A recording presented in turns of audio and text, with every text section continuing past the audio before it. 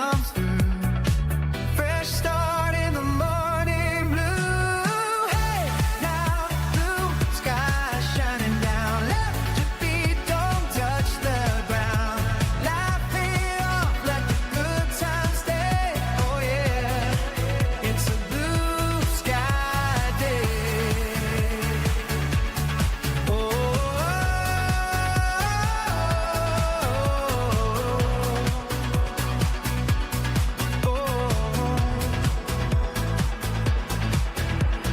coffee steaming, a smile breaks free. Simple joys are enough for me. Stones roll out, but I don't mind. Sun's still waiting on the other side. Turn it up, feel the sound. Good vibrations all around. Hey, now blue sky shining down. Lift your feet, don't touch the ground. Laugh it off, let the good times stay. Oh yeah, it's a blue sky day.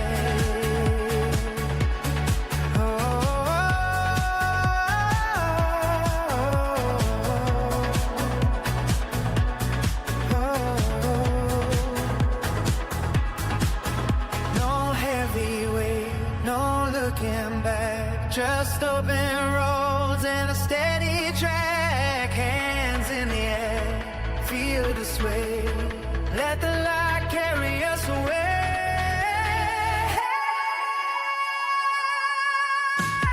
Hey, now blue sky shining down. Spin around, let the music play loud. Every color's here to stay.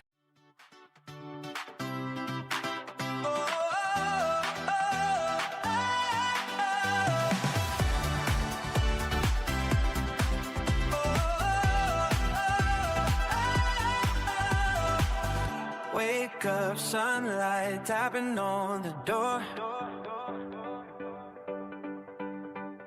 Feels like I've been here all before. Radio humming, the world feels right. Every little thing's in tune tonight. Shadows fade, the truth comes through. Fresh start in the morning blue. Hey now, blue sky shining down. Lift your feet, don't touch the ground. Laugh it off, let the good times stay. Oh yeah, it's a blue sky day.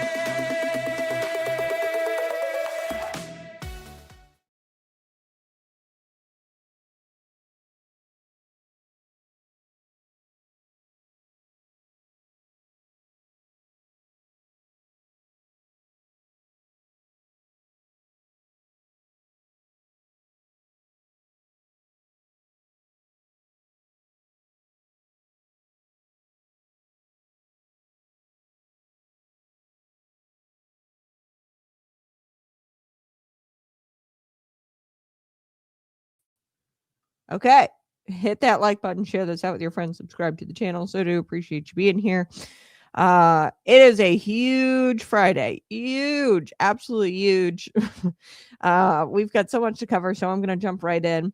As always, subscribe to the channel and support the show by visiting patriotpumpenergy.com, getting your bottle of premium pre-workout, promo code ConservativeCat at checkout. We've got to talk about the National Prayer Breakfast because Donald Trump announced something huge. It's a rededication. So it's called Rededicate 250. And it's a prayer event. It's going to be happening in May. This is huge, a huge announcement. He also talked about prayer coming back to schools. I'm all for this, as long as it's Christian prayer, right? He didn't really clarify, but I don't think he had to. I think that the DOE is going to direct schools about praying. And I think it's a Christian prayer that he was referencing, We just have to be careful. We can't have Muslim call to prayers in American schools, which, I mean, Donald Trump, given the context, I think what he was saying was Christian prayer is going to come back to schools. So this is huge. We're going to talk about that. Plus, TrumpRx. What does it mean for you? It's official. They have officially made a direct, like, consumer prescription drug where you can, like, directly buy your pharmaceuticals from the pharmaceutical companies. There's no middleman. So when there's no middleman, it's going to be cheaper. And I'll explain why. But TrumpRx makes direct-to-consumer prescription drug pricing a thing. So that's exciting. You're getting rid of the middleman. You're getting to a point where not everybody's taking a cut.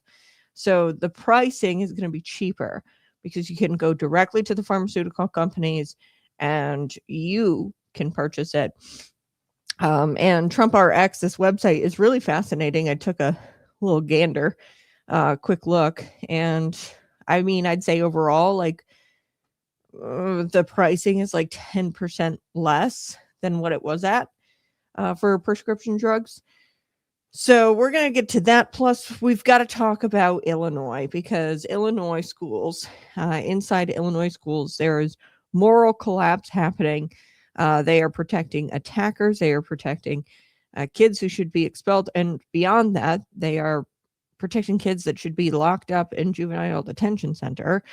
But we're going to talk about how they punish the victim, protect the attacker, and how there's moral collapse inside Illinois public schools, and you need to yank your kids out of there yesterday. So let's talk about the remarks Donald Trump made at the 74th National Prayer Breakfast in Washington, D.C. He announced this date where we're going to rededicate the country, and he calls it Rededicate 250. This is going to be on May 17, 2026. It's going to be like a national jubilee of prayer, praise, and thanksgiving. How exciting is that?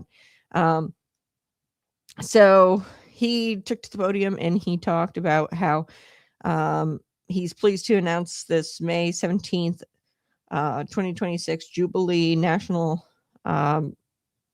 Jubilee of Prayer. And then he said that it's going to take place at the National Mall, and we're going to give prayer, thanks. And he said, a lot of people said that this was tough, but we are going to rededicate America as one nation under God. And the president was interrupted, of course, several times by standing ovations. People were applauding very loudly, minutes of uproarious applause. Take a listen. Here we go. To support this exciting renewal this morning, I'm pleased to announce that on May 17th, 2026, that we're inviting Americans from all across the country to come together on our national mall to pray, to give thanks, and we are going to do something that everyone said, like, that's tough. We're going to rededicate America as one nation under God. You know, a lot of people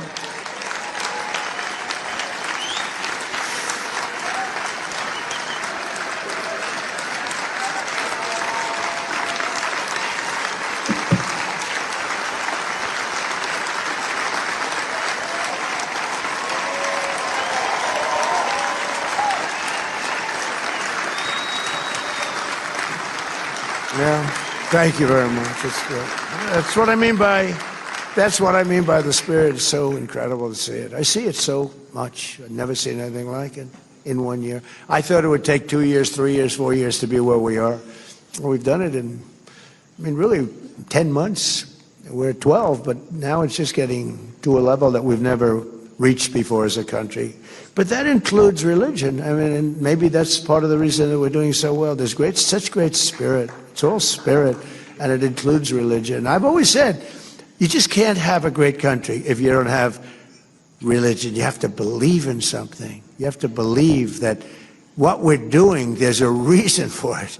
There has to be a reason for it. We're all working and we're do it with behaving.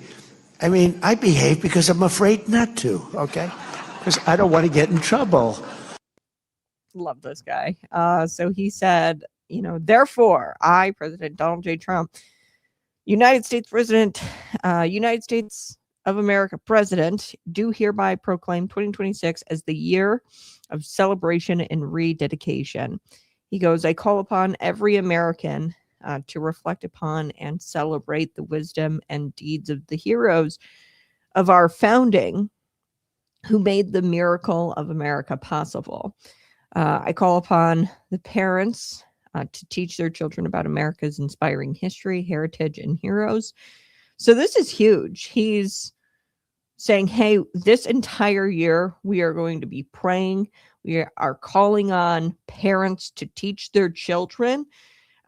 Notice how he didn't say teachers to teach the children. He said parents, teach your children, train your children up in the way they should go. Teach them about the inspiring stories, the heritage, the heroes, the pilgrims who broke away from the theocracy of the Church of England, and they came here to worship the way they wanted to worship, and it was inspiring. Talk about the founding, talk about Christopher Columbus, how he came here and how he wanted to spread Christianity to all of the sun god, sun worshiping cannibals, Native Americans. Talk about the rich history that we have, the inspiring history that we have here, and our founding fathers. Talk about them, the American Revolution. So he goes, I encourage Americans, businesses, churches, families. I mean, this is huge. He's saying businesses, you guys need to reflect on the blessings of our nation, or the blessings that our nation has received, and you should be reflecting with programs, ceremonies, concerts, celebrations, activities in your home, schools, activities at your schools, work, military bases, houses of worship. So the Freedom 250 and the Rededication 250 websites, I checked those out. They are inviting people to be a part of this unprecedented national event. I don't think people understand how big this is. There's no other president, I think, in our lifetimes that are just where it's just so blatant that, hey, we have to come back to God, and we have to pray, and we have to gather in groups and pray. So on the website, you go look, and they want people to pray every week with at least 10 people. Like, you grab 10 people and you pray every week with those 10 people for the nation and for our rededication back to God. So Rededication 250 actually reminds me of Trump's remarks that he made in July of 2025. So he said back then, as we prepare to celebrate 2.5 centuries of freedom, I'm inviting America's great religious communities to pray for our nation and for our people. From the beginning, this has always been a country sustained and strengthened by prayer. So important, if we bring religion back stronger, you're going to see everything get better and better and better. So he's recognizing here in this speech back in Iowa, 2025, that God's guiding hand is what ultimately makes the country better and better and better. That it's not just him or policy that makes America great again. It's a rededication to God that is going to truly make things better.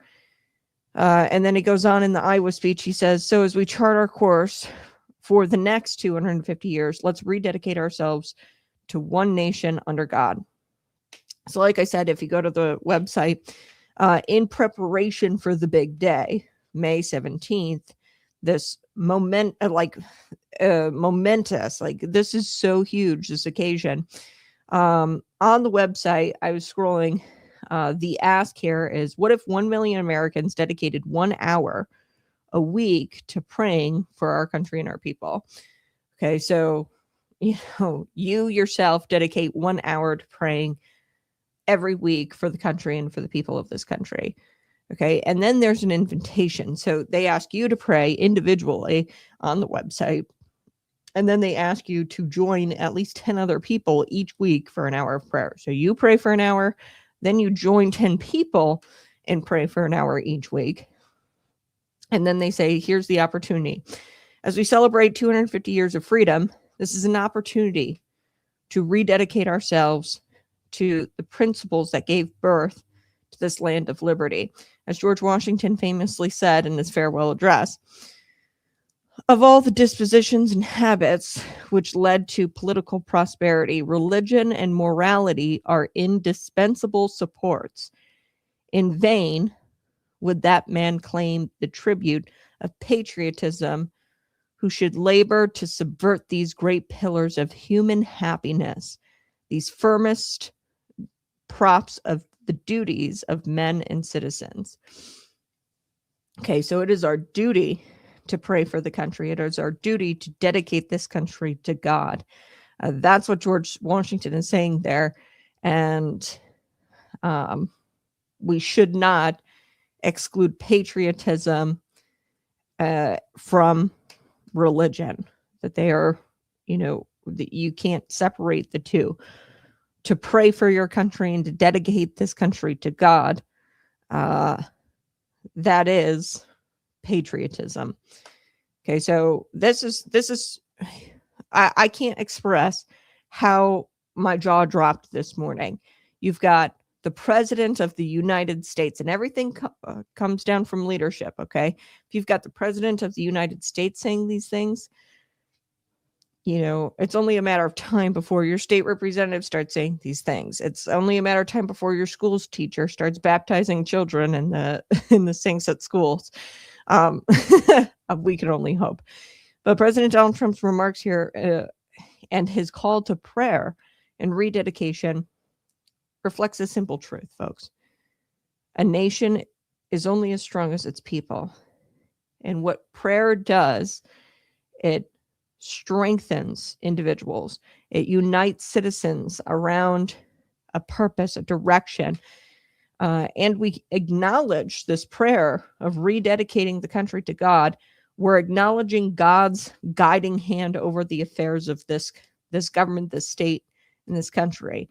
And just by acknowledging that, we're going to have extreme prosperity. If you have 1 million Americans praying for that, and praying for the rededication of this country, for this country to be dedicated to God. I mean, just imagine the prosperity and the blessings and the greatness that we're going to receive in just acknowledging him. So predictably, I'm sure the Marxists, the atheists, the leftists, I repeat myself, they're all pretty much the same. They're going to protest. They're going to say things like separation of church and state, although separation of church and state, like not in the Constitution, by the way. These were documents written by Thomas Jefferson. And if you read the primary documents where that phrase is uttered, you'll find out pretty quickly that it means, hey, the government shouldn't be going into the church. Doesn't mean that the church shouldn't be in government. That's what that phrase means. It means, hey, government, stay out of the church. You can't tell us how to worship. You can't tell us how to pray to God. But people have taken this phrase and taken it out of context. And by the way, not in the Constitution. We're not even obligated to it in any kind of way, separation of church and state. If it was to be this separation of where you can't have church in government, or where you can't pray in government, or, encourage Americans to dedicate the country in prayer to God. There's nothing that says that you can't do this in law or in the Constitution. This is a document. Thomas Jefferson, he wrote about this, and it was actually in the context that, hey, we don't want government in the church. We don't want government saying, hey, close down your churches during COVID-19. That's what he was warning against. But this reaction to the announcement shows something deeper. You know, this applause and the standing ovation, and people online are really excited about this. There's a positive, overwhelmingly positive reaction to this. The Marxists and the leftists and the atheists, I haven't really seen them. I'm sure it's going to provoke them into saying separation of church and state. But I've seen the opposite. I've seen more of this reaction where Americans are yearning for something deeper. They want purpose. They want a focus beyond themselves. So this moment is huge. I think this is the biggest thing that Donald Trump has ever done in his entire presidency. Yes, he's done global affairs and foreign policy. He's had great moves there. I think this is the most substantial thing he's ever done in his presidency. Okay, this moment creates space not only for reflection, but rediscovery, renewal, and ultimately rededication. And actually, President Donald Trump directed the department in the same speech, the Department of Education, to issue new guidance protecting the right to pray in U.S. public schools. Take a listen. The largest ever expansion of school choice so that every parent has a chance to send their child to a school that shares their values. And today I'm also pleased to announce that the Department of Education is officially issuing its new guidance to protect the right to prayer in our public schools. That's a big deal.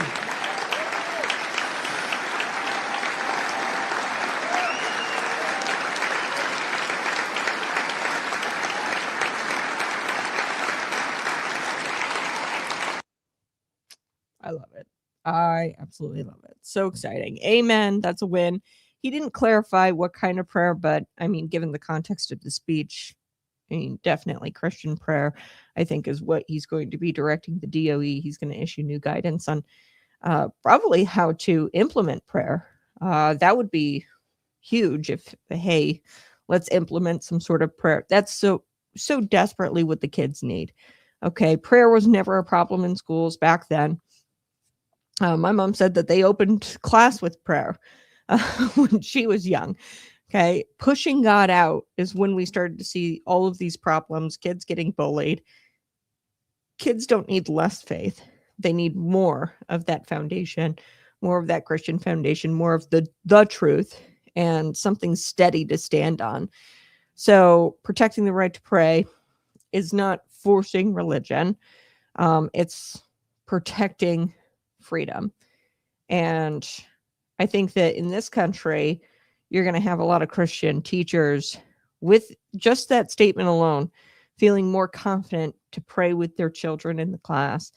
And, you know, maybe it's time we stop pretending that Christian faith doesn't belong in the classroom. And I think that you're going to see a lot of Christian teachers rise up and be emboldened by what Donald Trump just said there, and by the guidance that the DOE issues to put faith back into the classrooms. And yeah, we need more Jesus, not less. He's back, folks. So yeah, you love a guy that's involved in satanic pedo cabal. Trump was mentioned in the Epstein files more than Jesus was in the Bible. Okay. The Epstein files, you know, this is so fascinating. This dump that the DOJ just did. And I've been watching and pulling some things together from the Epstein files. And here's what I've figured out. Basically, everything that was dumped was a lot of Jeffrey Epstein talking with his boys, being very anti-Christian, anti-anybody Jewish. Now, there's two versions of Jeffrey Epstein out there. There's people who believe that Jeffrey Epstein was working on behalf of the Israeli government, and he was a spy, essentially trying to get members of Congress to do nasty things and get blackmail on them. And then the Israeli government could turn around and blackmail those congressmen and get those congressmen to appropriate funds for their endeavors against the Iranian people or the Islamic people, because and we've gone through this before, the Israelis and the Islam. That's a big old family feud that's been going on. Everything is biblical. You can go back to Genesis and read about this story, Isaac and Ishmael, and the lineage of Jesus, and this promise to the Israelites of the promised land, Israel, to the Jewish people. Islam, Muslim ethnicity, they had their own promises, their own nations through that lineage of Ishmael. But you can go back and read about the family feud, and it's going on, and they want money to go blow up Iran, okay, Israel, and they needed the U.S. to help. And how were they going to force our congressmen to vote the way they should for Israel appropriations for the wars? Well, they had a spy, Jeffrey Epstein, come in and get all kinds of dirt and encourage our congressmen to partake in these parties on Jeffrey Epstein's island. And Jeffrey Epstein was a nobody. Okay, he wasn't smart. He wasn't famous for doing anything, inventing anything. He was just a charismatic guy. And the Israeli government saw that and thought that he'd be perfect for the job. They gave him billions, $500 million, this island, private jet. And he wooed some of our congressmen to go down and party. Now, I think that to an extent, a lot of it was, not this satanic cabal pedo. There's a weird faction within what went on Jeffrey Epstein's island. I'm not saying that there weren't definitely people who were requesting 13-year-old girls, but in order for it to not be destroyed, Jeffrey Epstein had to make it look normalized to most people in Congress or politicians and CEOs, banking CEOs. He had to make it look legit. So this has gone on for all of human history. What makes a cool party? Hot girls, drugs, this hot tubs, right? And that's what this was all about. And that's how he lured Jeffrey Epstein. A lot of our congressmen and women, our congressmen and probably women as well, Hollywood elites, that's how he lured them in through these parties, the Jeffrey Epstein parties. Now, at first, it was probably just hot women. Donald Trump actually kicked out Jeffrey Epstein because Donald Trump probably knew, I'd guess, he probably knew what Jeffrey Epstein was doing, trying to get these girls that were working at Mar-a-Lago to go and do this side job. So some of these girls probably were not there without their consent. They probably chose to go. You got this charismatic guy telling you, come live on my island. We'll give you all kinds of money, party. That's a lot of these women probably were there consensually, not underage, just hot young women. Okay. And Trump actually he kicked Epstein out because Epstein was actively trying to recruit women from his Mar-a-Lago, from his estate there. Okay. And he kicked him out because of that. He probably knew what he was doing with these girls. And he was like, no, you're not taking these women or convincing these women to go with you. So it was all probably sort of legit. And by legit, I mean, not criminal. I don't condone that in any kind of way. Partying, hot girls, drugs. I don't condone it in any kind of way. I think that it's evil. But you have that Jeffrey Epstein, that version of Jeffrey Epstein.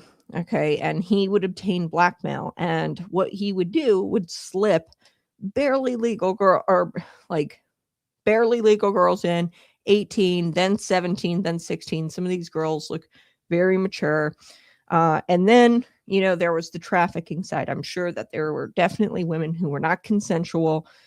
This was not consensual. They were drugged there, sack over the head, and they were trafficked.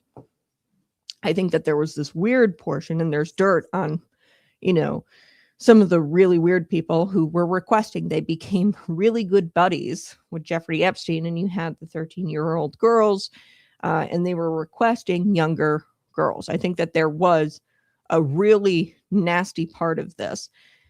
But I want to be clear about something. You'd have to reopen the investigation. This was all going down in 2007, the late 2000s. By now, a lot of these people, if you had, sex with a girl who was 17, the statute of limitations in most states, it's all run dried. You're not going to get these people unless you reopen this investigation and you find out the non-consensual women, who those women were trafficked to.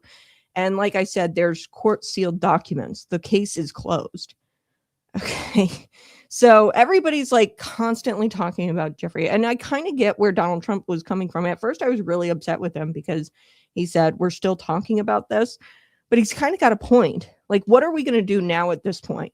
We would have to reopen the investigation, unseal those court documents, which the national intelligence agencies have sealed. And that wasn't Donald Trump who sealed it.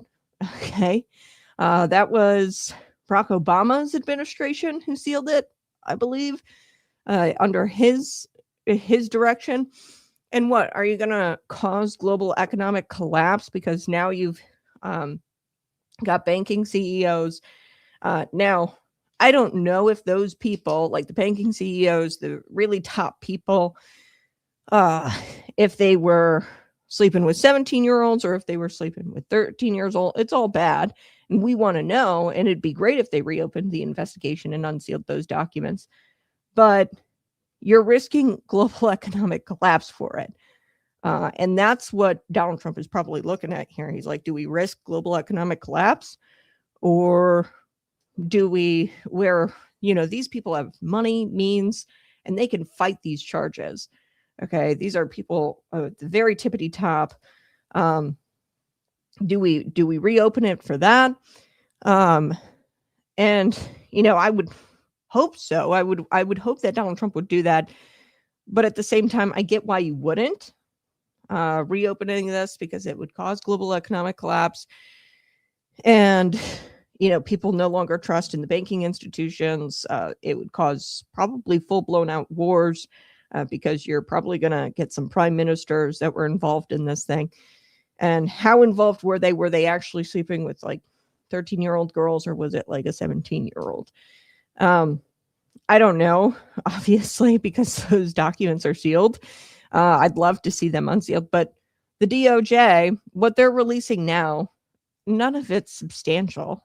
Like, of course, Donald Trump was mentioned. I don't know if he went to parties or anything like that, but he was a part of the Hollywood elite and rich people who were he hung out with everybody who was going to Jeffrey Epstein's island. So Donald Trump probably was more so an insider feeding information to the FBI when they were investigating Epstein. That is what I think Donald Trump's role was.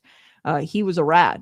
And I think that's what provoked him into running for president. And everybody knew that Donald Trump knew their secrets. And that's why they treated him so badly in 2016 and why they continued to treat him so badly in 2020, because he knows the blackmail. And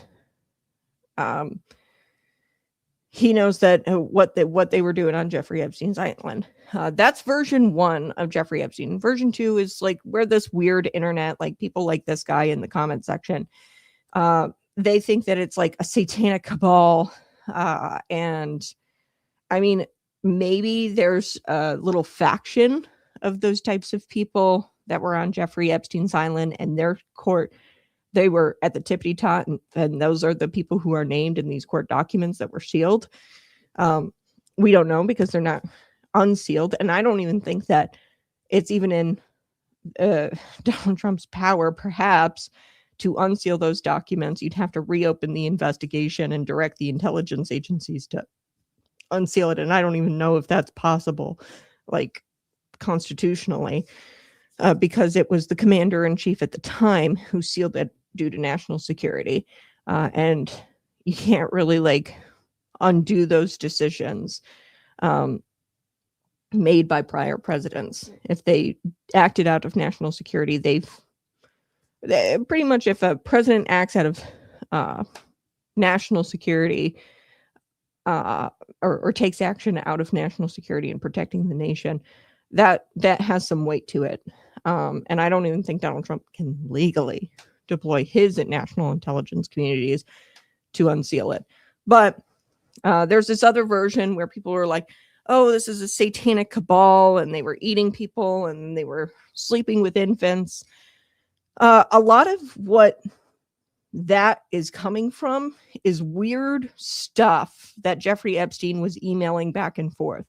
Like, I think that this guy was a weirdo, and he was selected by Israeli government, possibly, to get dirt on our congressman because of his sleaziness. Okay, so a lot of these emails are, I mean, he had like, he was a sadist, a masochist, somebody who enjoyed pain. He had some really freaky emails back and forth to some of his buddies. And there's nothing damning about President Donald Trump in this dump of 3 million pages. Nothing. Of course, Donald Trump was mentioned. Donald Trump aided he aided the FBI and helped the FBI get the guy back in 2007, the late 2000s. He kicked Epstein out of Mar-a-Lago. He knew what he was doing with these girls. Perhaps, and I'll give you this, maybe Donald Trump went to the island and partook in some of these parties, not condoning it or saying that it was good, but some of these parties, in order to get people into the door, it had to look legitimate. It had to look like a cool party with young women, not underage. And then that's when you have to get people into the door. You can't be a weirdo right off the bat and show all your true colors. And Jeffrey Epstein was a master manipulator, right? I wouldn't doubt that Donald Trump, went to maybe a party. It's never been proven, but I could foresee it happening. There is nothing that says that he went. He wasn't on the flight logs. Nothing. Okay, like, we have the flight logs. We have, in fact, a lot of these emails, Jeffrey Epstein is talking smack about Donald Trump. In a lot of these emails, and yeah, if anything, I think this latest dump definitely absolves Donald Trump of any wrongdoing. In my head, I could foresee it because he was with that crowd, the Hollywood elite, and they were all partaking in these parties, all of them.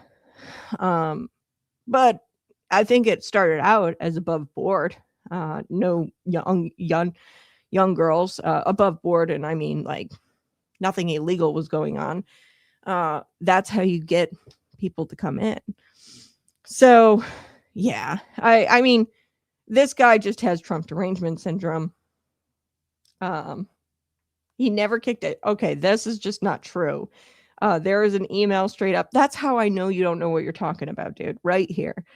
Trump never kicked Epstein out of anything. He was in Mar-a-Lago in 2019 and 2016. See, that's how I know you don't know it, Jack, man. There's a literal email where Jeffrey Epstein is talking to somebody about how butthurt he was that Donald Trump did that to him. And it's all laid out. witnesses, people who worked at Mar-a-Lago for Donald Trump at the time, came forward and told the FBI what happened between Donald Trump and Jeffrey Epstein and how Epstein was kicked out of Mar-a-Lago for trying to get his girls. I think they were pool girls or golf caddies or something like that. And he was trying to convince them to go do this side job, probably to go live on his island. Donald Trump probably shut it down because he might have known what was going on the island, or had an idea, or Trump just didn't want his employees whisked away by this guy. So that's how I know exactly. I could pull up the email for you where Jeffrey Epstein is sitting there like a teenage girl saying, I can't believe Donald Trump did that, blah, blah, blah, blah, blah. Like Jeffrey Epstein said that Donald Trump kicked him out of Mar-a-Lago. So what? You have major TDS, my man. You are just anti-Donald Trump. You're not anti-pedo, because you're not even talking like as if Epstein is the ringleader here, is the bad guy. You're going after President Donald Trump for helping. I mean, this was all documented, for helping in this investigation to take the guy down. You're going after the guy that helped the police secure a conviction. So why I don't know. It's clear you've got TDS. You're not anti-pedophile. You are just anti-Donald Trump. And you are desperately trying to connect him to Epstein's Island. And it just isn't there. I mean, it's just not. Of course, he was mentioned.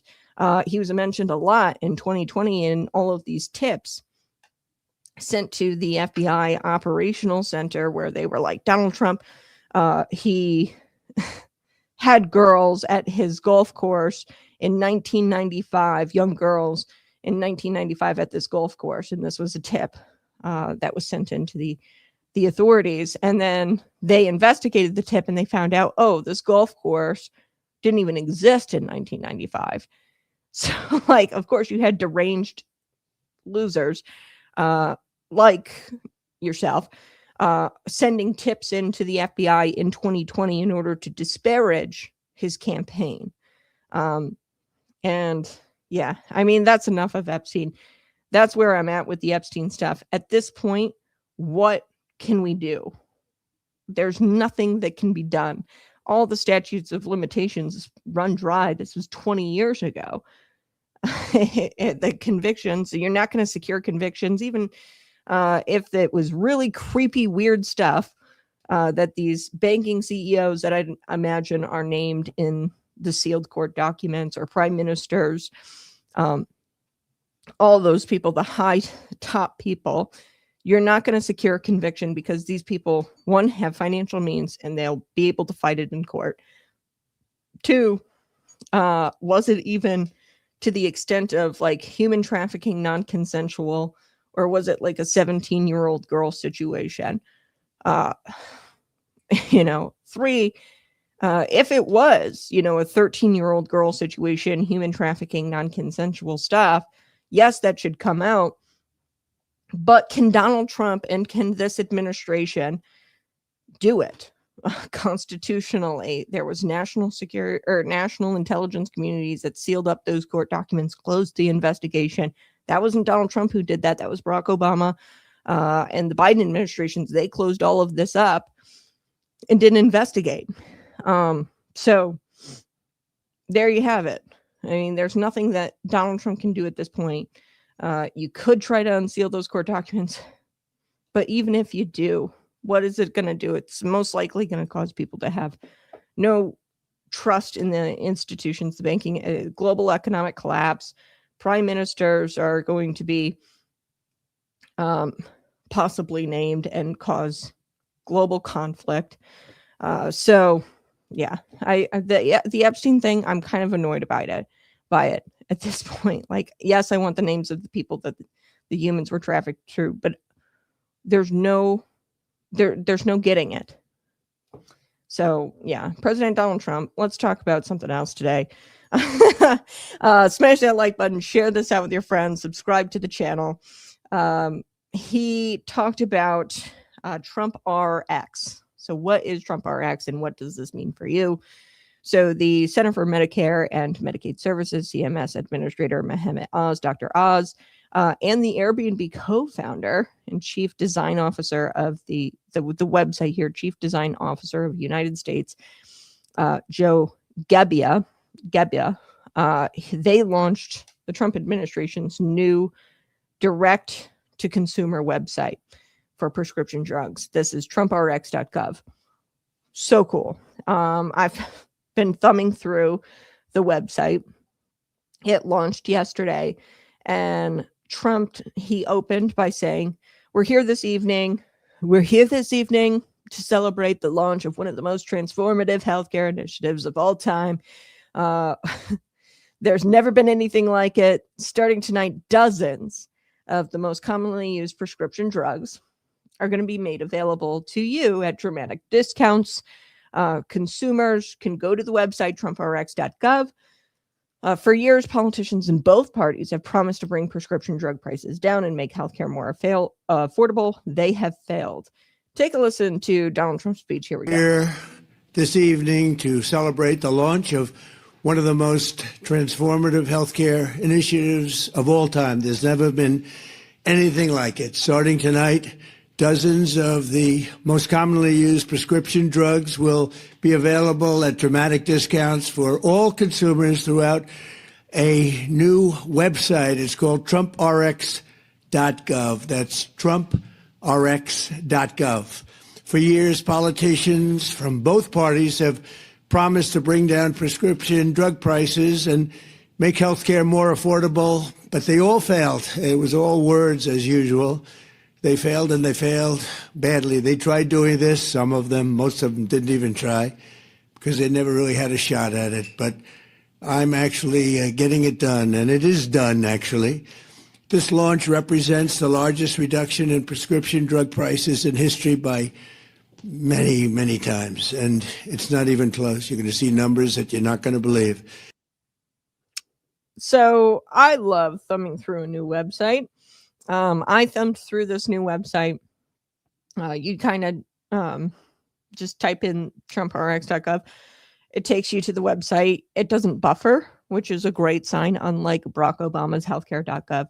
That website launch, it like buffered and the page didn't load, and you still type it in and it doesn't load. So that's a huge win. The website actually works. So just a quick search. I typed in diabetes. And all of these weight loss drugs, you know, the things that they prescribe for people with diabetes, Ozempic, you know, and I'm not for prescription drugs, folks. I'm not. GLP-1, weight loss drugs. I think that that's a conversation you need to have between you and your doctor.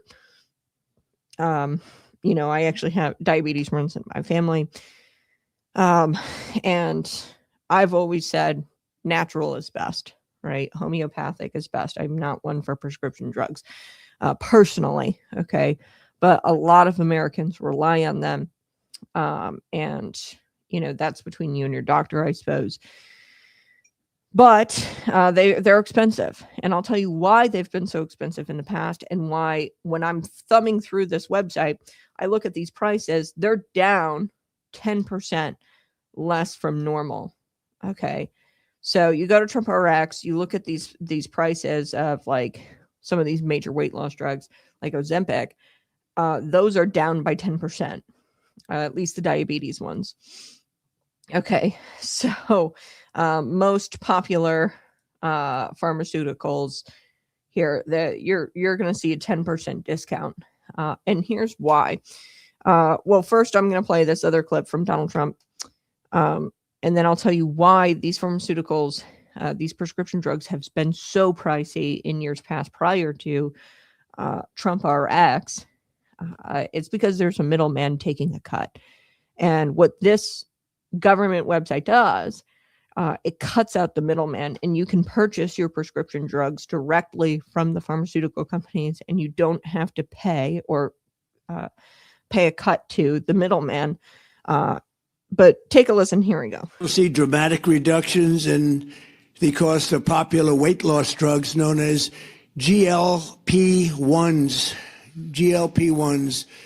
Novo Nordisk will be slashing the price, as an example, of Ozempic from more than $1,000 to $199. And the price of Wegovy from more than $1,300 to $199. Nobody can even believe it. A 578% difference. Eli Lilly, who's been very helpful to us in getting this done, will be cutting the cost of its common insulin, drug, and medication from $200 to $25. Nobody can believe it. $200 to $25. AstraZeneca is slashing the price of a common inhaler from $458 to $51, a difference of nearly 800%. And we're also delivering historic discounts for couples struggling with infertility, as EMD Serrano will dramatically cut the cost of its most common IVF drugs. For example, a single dose of the most common IVF drug in the country, Gonal F, will plummet from the highest price in the developed world that we paid. The United States was subsidizing everybody. We paid the highest to the lowest price in the world, which will be demonstrating very shortly. We have some very talented people coming up and showing you how it's going to work and how the website works. All of these discounts and more will be available directly to consumers starting today at TrumpRx.gov. Okay. So, more on this. Trump, he confirmed that 16 of the 17 largest pharmaceutical companies are on board with this endeavor, where consumers just directly interact with them on this website. So really, TrumpRx, it's not like where you buy the drug on that website. Okay. It redirects you to the pharmaceutical website. Okay. To be clear. And you buy it from the pharmaceutical website. Okay. So the pharmaceutical companies are on board with this endeavor. He mentioned Eli Lilly, but there's also another one, AstraZeneca. This is another large pharmaceutical company, but take a listen to this clip. Here we go. See dramatic reductions in the cost of popular weight loss drugs known as GLP-1s. GLP-1s. Novo Nordisk will be slashing the price, as an example, of Ozempic from more than $1,000 to $199. Okay. And the price of... Wrong clip. Basically, I just wanted you to know that AstraZeneca's, they are slashing their common inhaler from $458 to $51. Okay. And that's a difference of nearly 800%.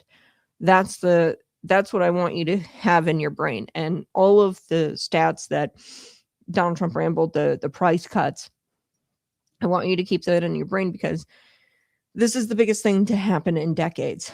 TrumpRx, it's an initiative of ushering a return of manufacturing these drugs in the United States. Okay, so this is all about getting these pharmaceutical companies. I mean, at the art of the deal, he negotiated with AstraZeneca and Eli Lilly. He negotiated with them, brought them back to the United States, and had them manufacture here. Okay, so that cuts cost. Okay, because these companies, they're manufacturing them, say, in China, okay, these drugs, and then they ship them back into the United States. That comes at a cost, and then they pass that cost on to the consumer. If it's right here domestically, they don't have to pass that cost on to the consumer, and we're producing it domestically. So Eli Lilly is on board to build 6 new plants here in the United States. Then I want to play this clip. Trump introduced Joe Gebbia. He's the co-founder of Airbnb, which is a fun little factoid. But he demonstrated the website. The website is very clean. It's great. You can just search, any customer can search, a particular ailment like I did this morning, disease, diabetes, and you can search the drug name and you can purchase that drug through the pharmaceutical company's website. It redirects you. So this is sort of like a one-stop shop. But Giba, he showed how the site also gives a coupon credit that can be printed out, electronically transferred to a smartphone wallet. Okay. And he said that the website has over 40 of more commonly used medications, and that they plan to add new drugs week after week. Okay, so right now, there's just about 40 medications, commonly used medications that are on the website right now where it redirects you, but there's going to be more drugs added as the partnership continues. And as there's more agreements with pharmaceutical companies are cemented and more pharmaceutical companies. So Trump set up a direct consumer, like where you can interact with these companies yourself and there's no middleman. There's infertility drugs on it. Those are heavily discounted. Dr. Oz, he stood next to the Giba fella who created the website during the demonstration. And he said, yeah, there's a lot of discounted infertility drugs. There's going to be a lot of Trump babies with these costs and with these prices. Take a listen. Here we go. Some big websites, and this is one I think you're going to be very proud of. So you mentioned Gonalef. I think this is an interesting drug that we can check and see how do you find a drug on the site. So we'll pull up the website here. This is TrumpRx.gov. And I'm going to start at the search bar where I can search by the drug name. So I type in Gonalef, and I see it autocompletes. When I click on this, I have a beautiful page that shows the drug product. And right at the top, I see this is 83% off the original price. Now, how do I get this discount? I take this coupon and I bring it to the pharmacy. I can print it out. I can add it to my wallet on my phone, whether it's an Apple or an Android. I show it to the pharmacist and I get the coupon credit right at the register. Now, this is an intelligent site. We know that there's other drugs that are commonly prescribed along with this. So we surface them here and they work with the same coupon. Okay, next, what pharmacies can you go to get this drug? It's a smart site. We pull up exactly where you can go to get this. Now, Gonalef is a specialty drug, so you get it through the mail. I can call any one of these pharmacies and they deliver it straight to my home. It's that simple. Mr. President, 1 in 3 families is having trouble having a baby. We're going to have a lot of Trump babies with these costs. Folks cannot afford these medications. It's going to change their lives. Now, this is the tip of the iceberg because Joe did a lot more with Ed and the rest of the National Design Studio. How many more medications do you have? Well, the website launches with over 40 medications, ones that are the popular medications and ones that were previously very expensive. These are things like asthma inhalers, the GLP-1s. And on TrumpRx, you can actually find things like the weight loss shots and also new form factors like the weight loss pill. Let's click on this and see the discount for the pill. 89% off the original price. As you mentioned, Americans for the first time are getting the lowest cost price drugs like the rest of the world is. And we're not done. We're adding more and more drugs week over week. So going forward, it's an invitation to the nation to check TrumpRx.gov anytime you get a prescription. Okay. So this is huge. TrumpRx, it was first teased in September of 2025. They announced that they had secured deals with 15 pharmaceutical companies back then, and to lower the drug prices. And then also with them lowering drug prices, they also agreed to manufacture the drugs here, okay, in the United States. These pharmaceutical companies agreed to drop the drug prices to match other developed nations. So in other developed nations, these drug prices aren't as expensive, and I'll get to why here in just a second. It's the subsidies, it's the Affordable Care Act and the tax subsidies. That is why in the middleman, that is why they've been so high here in the United States. we've cut out the middleman. Donald Trump has cut out the middleman using this website where you can just buy straight from the pharmaceutical companies, and you don't have to check in with the insurer who knows you have health insurance that's subsidized by the government. You don't have to check in with the middleman. You can just go to these companies directly. And he said in December, Donald Trump, that the website would provide massive discounts to all consumers. And at the time, it was unclear if it was going to be like linked to the drug makers' websites, or if it was going to be done through the drug makers' website, or if it was going to be its own website. This is a one-stop shop. Like, so TrumpRx is a one-stop shop. Then it redirects you to where you're purchasing the drug from the pharmaceutical company. Okay. So they will be lower, and consumers don't have to go through their insurance in order for drug prices to get lower. Okay. So now consumers no longer have to imagine bypassing their insurance copays or shifting prices dictated by pharmacy benefit managers, PBMs. Those are the middlemen. Okay. So your insurance, they know that you've got, say, health insurance and the Affordable Care Act subsidy. Okay. So they increase the cost of everything, knowing that you get those subsidies. So Democrats have always inflated the cost of everything because what do these companies do? They charge you more knowing you have that Affordable Care Act tax credit. Okay, knowing you have more money in your pocket from the government, they charge you more in premiums, and then the companies themselves will charge you more. So what this does, it gets rid of the pharmacy benefit managers who can buy or access medications without going through insurance. So consumers can buy medications without going through insurance. And these PBMs are no longer setting the price. Okay, so you avoid copays that are sometimes higher than cash price, and you escape the BPM controlled pricing. And that is going to drive costs up. The BPM controlled pricing drives costs up. The pharmacy benefit managers, the middlemen, they negotiate the prices between the drug manufacturers, the insurers, and the pharmacies. Okay, those are the middlemen. What Donald Trump is doing with this policy is he's cutting it out. TrumpRx targets people who are willing to pay cash and forego insurance, and people with limited coverage are probably going to benefit the most here.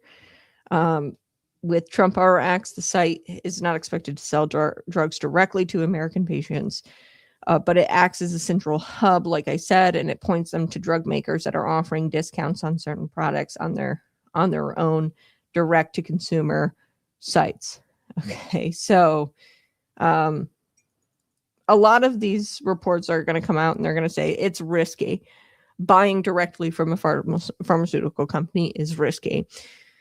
But they're ignoring why customers or consumers wanted an alternative in the first place. The truth is, they were locked into an insurance-driven healthcare model, and it never has been a win for patients, this insurance-driven healthcare model, because the insurers know that you're getting tax subsidies, and they drive the cost of everything up because they know you have more extra money in your pocket, okay, from the taxpayer.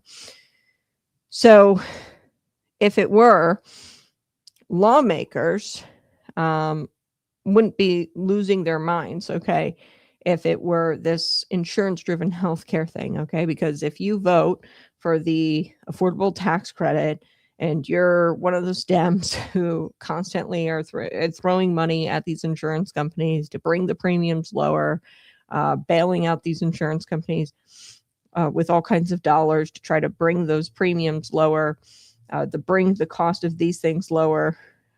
You're making it so much worse because they've got more money in their pockets through the Affordable Care Act subsidies, and they get kickbacks, obviously, for doing that and voting that way, because you're making them more money ultimately. And it's an artificially propped up system, and it's broken, and insurance isn't protecting consumers. It's acting as a gatekeeper. Okay, so inflating prices, limiting choices, and everybody pretends that complexity equals compassion. Providing these tax credits to the consumer is compassionate. But really what Donald Trump is doing is compassionate. He's eliminating that middleman, and he's allowing patients to see the real prices, compare options, and choose medications that actually fit their budget. And that's not reckless. That's transparency. That's what freedom of choice in healthcare looks like, folks. And I'm really pumped about this. Both companies in recent months, both the companies Eli Lilly and the AstraZeneca and 14 other drug makers, 16 out of the 17 largest ones, have negotiated agreements with President Donald Trump to participate in this platform and voluntarily sell medicines at a discount to Medicaid patients. Okay, so these landmark deals are part of Trump's broader most favored nation policy, which pushes to link the U.S. drug prices to the lowest ones abroad. Okay, so it's the government's latest effort to rein in U.S. prescription drug prices, which are 2 to 3 times higher on average than those other developed nations, and 10 times more than in certain countries. So that's according to Rand Corp, a public policy think tank. We're paying way more, and it's because Democrat politicians inflate the system and use all these middlemen, like insurers and pharmacy benefit managers, or whatever they're called, PPMs. And, this takes the power out of the insurance and BPM's hands. It takes the power out of their hands, and that's a real game changer. They're not the ones setting the price. They're not the ones, this is consumers and pharmaceutical companies interacting together. There's no middleman. And Trump said in his remarks, politicians have claimed for decades that they're going to reduce prescription drug prices, but they're never going to do that because they benefit when they create policy that incentivizes them to increase their prices and make more money. So none of them have attempted this or succeeded. And in the coming months, I'm sure we're going to see this to be a win. Not just for the Trump administration, but for the American consumer. They are going to see prices fall, and they can have direct interaction, and you cut out that middleman who's taking a cut on you buying these prescription drugs. So, yeah, more freedom of choice. I'm excited. Smash that like button, subscribe to the channel. I have to take a quick break, but you're listening to Conservative Cat. I'll be right back.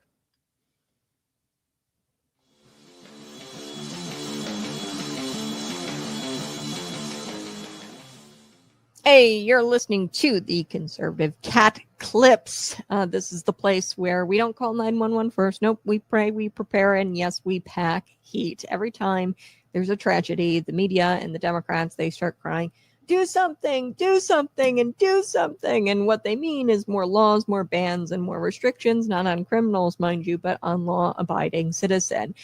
So let me tell you what evil doesn't care about. They don't care about legislation. The man willing to break the 6th commandment, thou shalt not murder, doesn't blink twice at your AR-15 ban. Okay, he doesn't read your gun-free zone signs.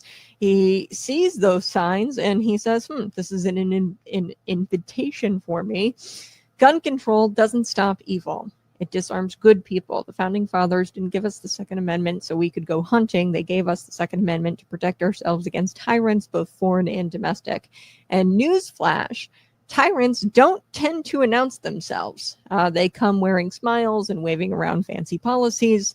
And I also want to talk about self-defense today. Self-defense. The average police response time in big cities like Chicago could be up to 10 minutes, sometimes even longer. I know the Chicago PD is really struggling with that. Response times in rural areas, it could get up to even 30 minutes response time. So if somebody kicks down your door, are you going to ask them to wait until the government sends backup to protect you, or are you going to protect your family and take matters into your own hands? So grandma, okay, in Peoria, Illinois, she is just trying to defend her property, but yet she's the one treated like a criminal. She has to go through all kinds of crazy background checks, permits, training. And the thug in Chicago, he gets the gun out of his trunk in an alley, and he didn't think twice about our laws, okay? It's about power. It always has been. Every dictatorship in history has disarmed their citizens first. First, that's Stalin, that's Hitler, that's Mao. They didn't want competition. And once the guns were gone, so were the rights, the freedom, and the people. So a disarmed people is a controlled people. But an armed, faithful, and free people, that is a nightmare for tyrants. And really, it's a blessing to your neighbors if you are armed. The Second Amendment isn't outdated. It's eternal. And just like evil, just like our right, just like the evil has the right to do evil things, and that they will, we have the right to resist evil and to arm ourselves. And the Second Amendment is pretty dang clear, shall not be infringed. This has been Conservative Cat Clips. Smash that like button, subscribe to the channel, subscribe right now. All right, friends, gather around the scratching post because we have a story coming out of Illinois today. And if you are a parent, the story is probably going to make you furious. If it doesn't, you're not paying attention. This is not a left versus right issue. This is not a culture war talking point. This is about whether schools exist to protect children and can effectively protect children while they're there. Or if they're not in favor of protecting children, what are they good for? Okay, if they can't do the basics, which is to protect children from harm, why are we giving our children over to the public school system? So let's talk about this story. The system is failing spectacularly. There is a bill that has been introduced by Illinois State Senator Steve McClure. He's a Republican from Springfield, and he is pushing legislation that would require immediate expulsion for students found responsible for sexual assault. Okay. Seems like common sense, but let me dig into why this bill was introduced. Okay. Seems like a pervasive problem, but the catalyst sort of was this Christian County middle school girl. She was repeatedly attacked and later sexually assaulted by an older student. This was a middle school girl, repeated attack, sexual assault. The attacker did admit to it, I suppose. So what did the school do? Nothing. They didn't expel him. There was no suspension. There was not meaningful removal. Instead, the victim's family went to court, got a lawyer, sought an order of protection because the kid kept going to school, and they wanted to keep their kids safe from inside the public school. Okay, because they kept sending their middle school girl to the public school, and the kid kept going there. The attacker. Okay, really sad, insane. So Senator McClure, he's put this out there, and he's right. No parent should, have to take the time, to go do this. But this is what is kind of required of you as a parent. I hate to say that. When things like this happen, like, of course, you have to take time off work and, pay legal fees, battle the court system, to stop your child from being abused at school. If I was the parent, I probably would have pulled out the child altogether. And I'll get to that here in just a second. I'm not anti the bill, but there are root causes here that led up to this moment. And I think that we're being reactionary in our solution to these types of things. So let me get to what I mean here. But Illinois families are being forced to send their kids to public school, essentially. Although you're not forced to send them to public school, you can choose not to. And that's what I'll be advocating for you to do today. But say you send your kid to a public school, families are sending their children to schools where kids are attacking their kids, bullying their kids, harassing their kids, sexually assaulting their kids. And then the schools don't do much disciplinary action, or if any, disciplinary action against the students who are traumatizing the other students. So McClure says lawmakers have heard from families across multiple counties who have had to pull their kids out of public schools entirely because districts refuse to expel or suspend alleged attackers. So it's not that they couldn't. And even with this law, with this bill, if it were to be introduced and passed, it doesn't necessarily mean that the school will. It just means that they're, it's made possible. And, the schools now, they have the authority now to expel students. And they're choosing and refusing to not do that thing. They have the authority to do that. But parents are voting with their feet. You're seeing more and more parents rip their kids out of school because they've decided that, hey, it's a priority. My student safety is a priority. My kids' safety is a priority. And obviously, it's not a priority for the school district.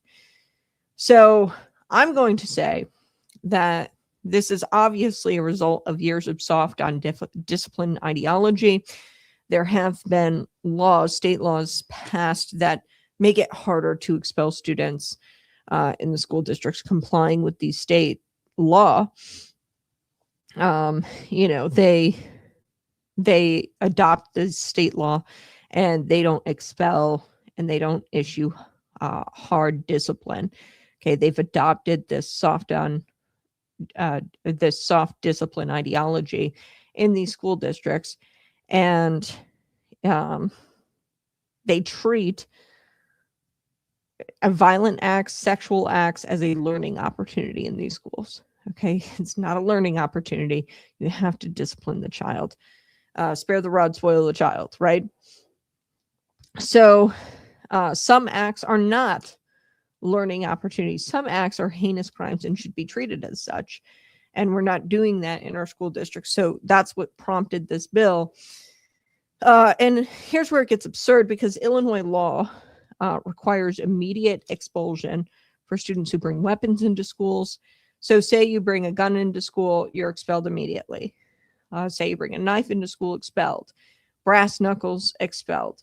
But sexual assaults could possibly be a learning opportunity,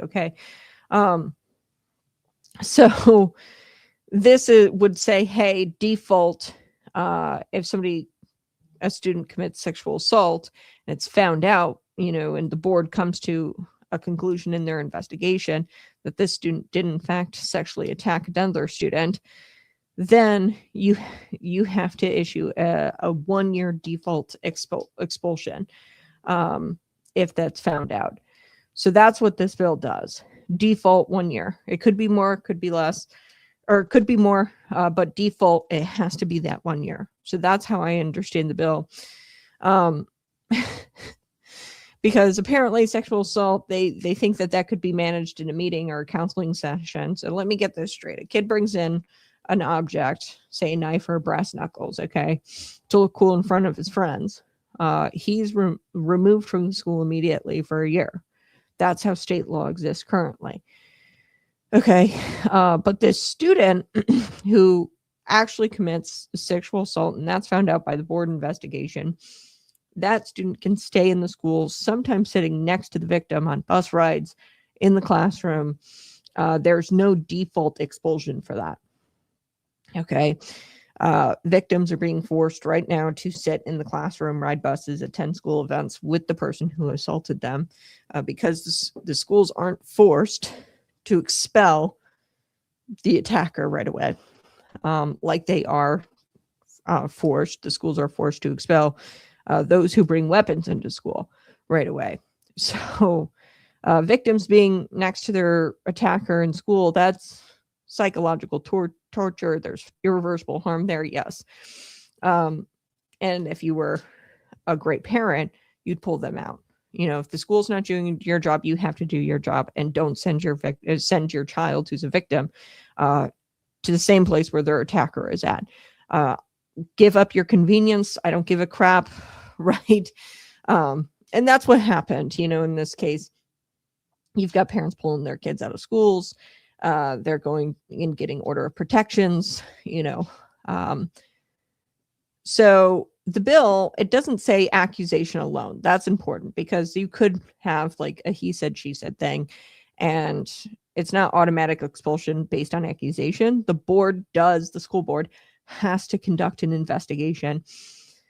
And it's upon like the superintendent can review this on a case by case basis. They investigate, they review evidence, and then they make a board determination. So responsibility is found at a school level, and the student can be expelled for at least 1 year immediately, and has to be expelled for at least 1 year if that investigation turns up that student did in fact sexually assault a different student. Just like the weapons thing. So if they did like they have to investigate the weapon, you know, the intent to use the weapon, you know, if they had the weapon, they conducted a full investigation, the board comes to a conclusion, and then they expel that student for bringing the weapon into school for at least 1 year. So what they're doing is they're bringing parity sort of to the law with sexual assault and bringing weapons to school. Okay. The expelled students, so let's say, you know, under the bill, the student gets expelled for the sexual assault. Okay. The board comes to a conclusion of their investigation. They find that the student did in fact attack and sexually assault another student. That student can attend an alternative education program. Superintendents do have discretion here. So say the board comes up with the investigation, they can do a case-by-case review authority. So what I don't like about all of this is that I think that this all diminishes what this all actually is. Okay. Say you bring a weapon into the school. This is, you know, a gun into the school. These are no gun zones. I don't like the whole no gun zone thing, or no gun zone. I think that's why there's school shootings. You don't see mass shootings at gun ranges. Okay. You don't see like a ton of shootings in zones where you're allowed to have guns. Okay.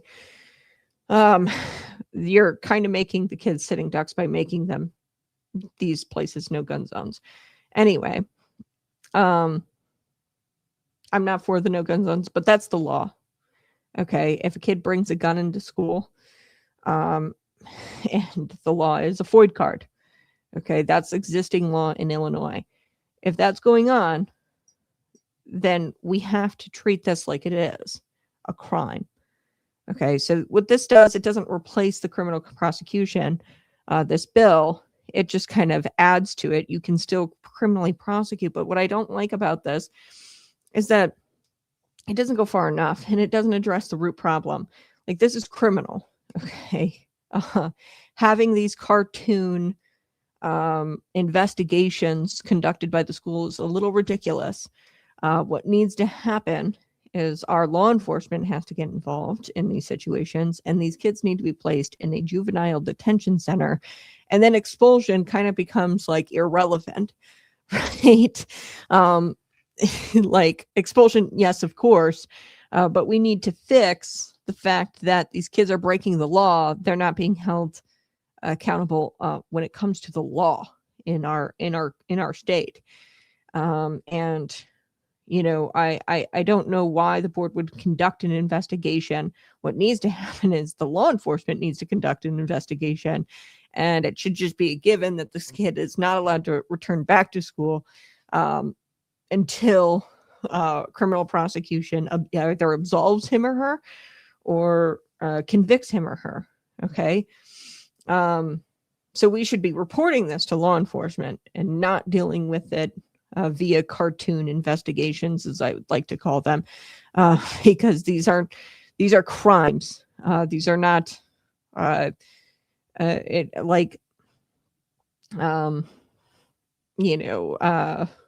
me think of something that a kid could get expelled for. This is not like Brad picking on little Susie, okay, and bullying people verbally. Like, this is sexual assault, and these are weapons violations, like when it comes to state statute. And working this out in your kangaroo court public school is not the place for this. That's just my thoughts on it. It's got to go further. I think that we've got to go further. We got to correct the juvenile justice system. And, I don't think that the kids would risk the big stuff if we were expelling kids for the small stuff. So, for example, stealing something out of a friend's locker or something. If you were to automatically expel for like small stuff like that, or automatically expel for, smaller violations or smaller things, then they're not going to do the big things, right? So I kind of part ways with the establishment consensus here. Yes, we need to protect victims. And like, this is sort of common sense. Like, yes, expel if the investigation comes up that, yes, this kid has sexually assaulted someone, but to even call this an investigation is kind of silly. The board investigating whether this happened. This is a crime. And yes, schools should immediately remove offenders. But we've got to stop pretending like this problem exists in a vacuum. The real issue, the root cause of this issue, is that Illinois schools have made it to where you can't expel for small little offenses. You can't expel for minor offenses. You can't do detention anymore. It's all like a learning opportunity and sitting with a guidance counselor. So they've normalized chaos. Okay, so state laws have kind of removed discipline from the Illinois school districts, and now there's just normalized chaos everywhere, and everything is tolerated, and nothing is shocking anymore. So when schools refuse to draw a hard moral line, for the small stuff, the kids don't learn boundaries, and they learn that boundaries don't matter. Okay. So you've got to expel detention, use strict disciplinary action for the small stuff, and then you probably wouldn't have, things like this happening. And I'm going to say the quiet part out loud here. We're sexualizing children in our sex education curricula. Okay, earlier and earlier, you've got sex education curricula, 5-year-olds learning about dental dams and how to use them effectively in oral sex. Yes, that happens in Illinois. This has gone beyond biology. This is an ideological experiment that is going on in our public schools, and they are normalizing adult concepts earlier and earlier and earlier, and they're sexualizing children. Okay, you can't flood kids with graphic sexual content. Okay, undermine parental authority, remove discipline entirely, excuse bad behavior as expression, and then act shocked when all boundaries collapse and the kids are committing heinous crimes. Okay, the kids are bred to be criminals in the public school system. That's what they're doing. They've removed discipline. It's complete chaos. There's no parental authority in these places. Parents aren't consulted. The parents are spending less and less time with their children because things like extracurriculars are pushed on children. And you see your kids maybe a few hours a night. There's no parental authority. Of course, there's going to be collapse and moral collapse in these hallways. Children are being taught about sex before they're being taught about responsibility, self-control, and consequences. They're not being talked about those things at all. They're being taught and shared graphic sexual images in the classroom. And the system shrugs and they say, something went terribly wrong. Nothing we can do. Look, this is not by accident. This is predictable. Okay. And getting to this point where we have to say, hey, we have to expel students who sexually assault other students is insanity to me. And really what needs to happen is, like, this isn't a discipline issue at the school district. That's what makes me so bonkers about this. Like, this isn't even a school issue anymore. Like, this is criminality. Okay. State Senator Steve McClure says the bill doesn't touch, reporting laws, mandatory reporting laws, and that's fine. But let me be blunt. Mandatory reporting laws are way too weak. What these teachers should be doing, if there is a little girl who comes to you, tells you she's being attacked repeatedly, and then tells you that she was sexually assaulted, and then the little boy admits to those actions, okay, this is no longer a disciplinary issue at school. These kids need serious counseling and help, and then the one child needs to go through the juvenile detention system, and they need to be removed from school, and this needs to be treated like a crime because it is one. Okay, so we need to force teachers to say, if that happens and you're a teacher and they come to you, you need to call law enforcement right away. There needs to be a police report done, and the child needs to go up through the juvenile detention court, and then the police can figure out if in fact a crime did happen. And if the kid is absolved of that crime, then that's due process. Okay. And it comes out that did not happen, then that's done. That's what the way our court system is designed. But yeah, mandatory reporting laws, like, too weak. Okay. Or at least the teachers are not taking them seriously. They should be contacting law enforcement right away, and the kid should be facing charges because the mandatory reporting laws.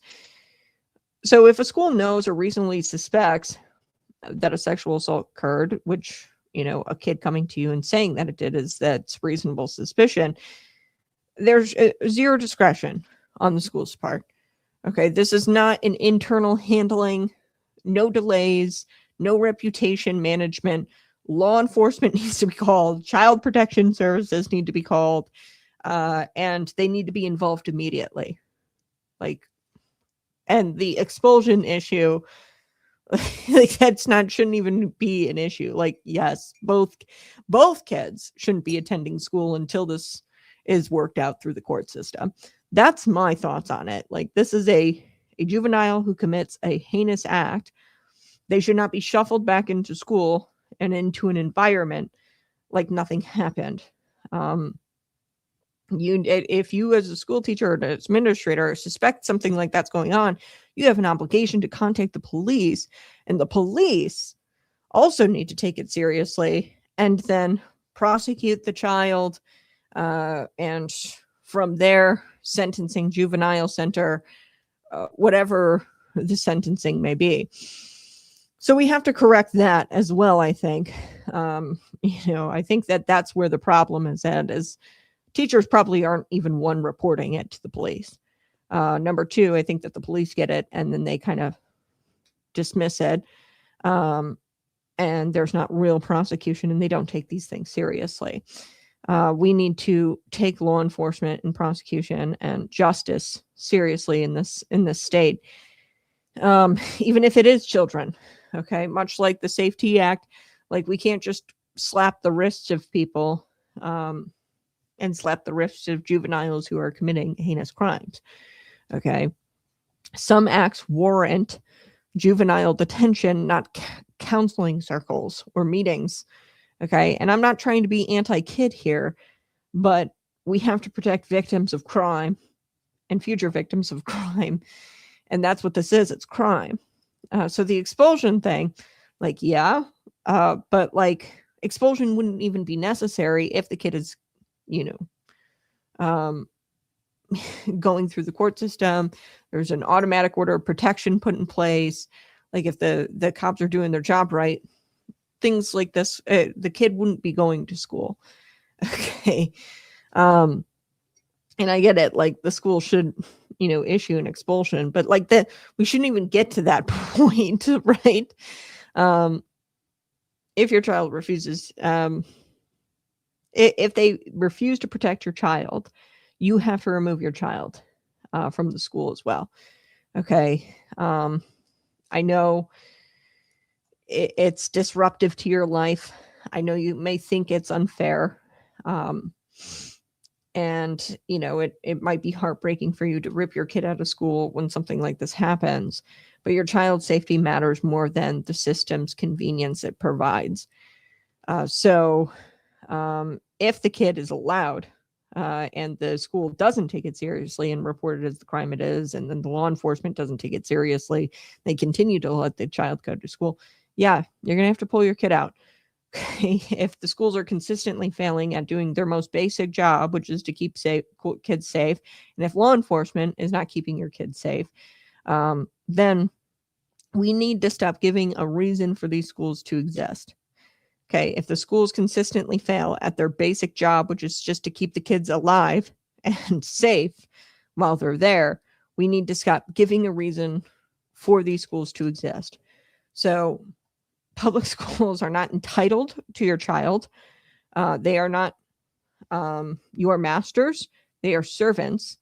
And if they are not serving you in the way they should, parents across the country should choose, homeschooling, private schools, co-ops, whatever it is, hybrid education models, just to get your kids out of these places where they don't care about your kids' basic safety.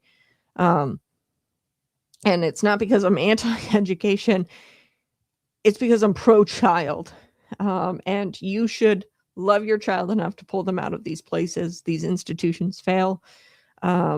They refuse accountability. They refuse discipline students, even for the small stuff. Okay. So they throw a pencil in the air. Okay. Throwing a pencil in the air when I was in school, and this just goes to show you how, I graduated high school in 2017. Throwing a pencil in the air would have earned me a detention right away. Okay. Or, anything. Like the small stuff, you have to discipline the small stuff. And if you discipline the small stuff, the kids wouldn't even attempt the big stuff. Yes, parents should pursue court action when schools fail. Even if the schools, like, this should just be court action. I don't know why we're talking about how, like, the school should be expelling students. Like, no, the kid committed sexual assault. One, we have to address the problems that got us here, which would be the sexualizing of children and grooming them via the curriculum, but then also address, the disciplinary actions and how those aren't being taken for the small stuff, and the chaos has been normalized in these places. We should address the bigger fish, that led up to a point where a kid sexually assaults a child, another child. We should address that, the root causes, but we also should address it the way it ought to be addressed, which is through the courts. So the solution here is to exit. Obviously, the public schools, they're fostering an environment where kids are sexually assaulting each other. We have to defund failure, stop funding these places. We have to withdraw consent, build alternatives. And I think that this bill could be a step in the right direction, I guess. But we wouldn't have gotten to this point had teachers not been sexualizing our children, grooming kids, showing them graphic sexual images at a very young age. We wouldn't be here if we had a serious juvenile justice system and a serious law enforcement system where they take this kind of stuff seriously. We wouldn't be here if teachers actually reported crimes for what they were, crimes, and, not trying to work it out internally and having Becky, who has a psychology degree, sit down in a counseling session with these kids, No, those are crimes. They have to be worked out as crimes. And if parents gave up convenience because their kids' safety matters more, we wouldn't have this problem. So this is a system that protects offenders, much like, outside of the public school system, Safety Act, no cash bail. It's a system that protects offenders over victims, and it's broken. And we have a culture that excuses violence in the school, that forces abused children to coexist with their abusers. They have forfeited moral authority. And if they're not reporting this to the right authorities, the law enforcement, crimes, to be frank, their whole like kangaroo court or cartoon court investigation, I think that you don't have moral authority there. I don't trust your investigation because you forfeited your moral authority when you didn't bring this case to the actual authorities. Okay, so stronger discipline, stronger reporting laws, ending sexualization of children, empowering parents to walk away, because I believe in this simple truth. If the schools can't keep the kids safe, they don't deserve your kids at all. Smash that like button. I've got to take a quick break. Subscribe to the channel. I'll be right back.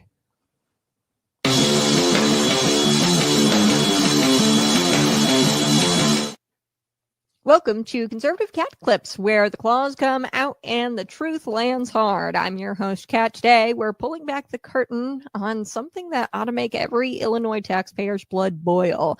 You're funding the abortion industry, and the abortion industry is very, very funded by the state of Illinois. So we're going to be zooming in on Illinois. What used to be the land of Lincoln is now the Midwest's abortion sanctuary. Under Governor J.B. Pritzker, Illinois has gone full throttle into becoming what he proudly calls the beacon for reproductive rights. Translation, come one, come all. Have your abortions here, and the taxpayers are going to pick up the tab. In 2019, Governor J.B. Pritzker signed the so-called Reproductive Health Act, making abortion, quote, a fundamental right in Illinois. But that wasn't all. He also repealed the Parental Notification Act for minors getting abortions. So that means little Susie, if she's 12 years old, she doesn't need her parents' permission to go get an abortion. Your 13-year-old daughter can get an abortion in Illinois, even without you knowing. And while Illinois families are struggling with inflation, property taxes, and rising crime, guess where your tax dollars are going? The last few years, just tens of millions of dollars of Illinois taxpayer dollars have gone to Planned Parenthood in just a few years, tens of millions of dollars. And they're not going to just fund the procedure itself. They're paying for out-of-state women to come here and abort their babies. It includes transportation, lodging costs, and logistical support, whatever the hell that means. I'm probably paying for some woman to get a McDonald's sandwich while she's here in the state. And literally, we're running a state-sponsored abortion tourism business. That's what we're doing here in the state. And let's not forget Planned Parenthood CEO salaries. Over $670,000 for Alexis McGill Johnson. Regional directors, they make about like six figures too. So your paycheck is shrinking, their paycheck is growing, and your roads have potholes, but Planned Parenthood thriving. Pritzker loves to pose as a champion for women, but let's be honest, this isn't even about ideology. It's about power and money. He's not protecting women.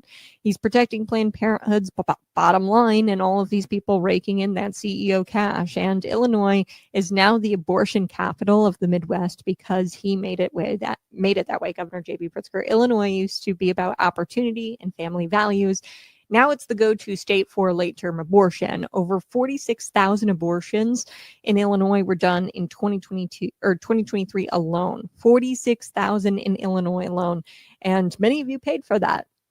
And under Governor J.B. Pritzker, that number is just going to keep going up and up and up every single year. This has been Conservative Cat Clips. I'm Cat, reminding you that taxpayer-funded abortion is not compassionate. It's corruption.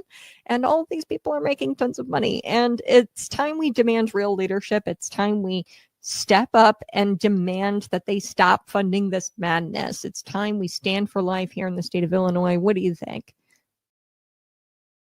Hey, hit that like button, subscribe to the channel. I so do appreciate you being here this morning. Oh, man, we've got so much to get to. I have one more story at least. Democrat Jasmine Crockett. She is, of course, spreading a lie. Still, she's spreading an invalid truth about Border Patrol. I know, right? Well, next thing you know, I'm going to say rain is wet. Yes, Jasmine Crockett, she's lying. Lying is what Democrats do. Okay, so the media and the Democrats lie, and they've been lying about Border Patrol, ICE.